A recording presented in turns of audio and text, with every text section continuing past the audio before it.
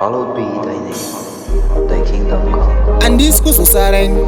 Afrika this kusu saren. Yo, amesebosien manduwe timangola nchi kodo neshanje ndo zvinovabata narungiringindi kagutsipapata mashanya ene munovata imi patinofona pese munongokata zvavanoronga zvavanoronga ivo zvavanoronga vanotoda kuti nindife nhasi zvavanotoda zvavanotoda ivo zvavanotoda vanotoda kuti nindipenge nhasi mwoyo yenyu yakaoma kunge dombo asi imi munomborohwa nedombo kuita kunditsikatika nejombo musadhonza tambo ndizvo zvinoita godo kana mukandivenga hamupore bodo mukaronga tsoro hamubude bhobho munenge makarohwa nechidodo zvavanoronga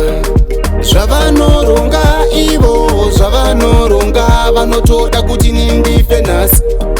zvavanotoda zvavanotoda ivo zvavanotoda vanotoda kuti nindipenge nhasi saka mangojere kundipikisa matiri ese munongondiitisa manzwa nzara sadza mondibikisa kana dhoketi munotorivhurisa godo neshanje ndo zvinovabata narungiringindi kagutsipapata mashanya ene munovata imi patinofona pese munongokata zvavanoronga zvavanoronga ivo zvavanoronga vanotoda kuti nindife nhasi zvavanotoda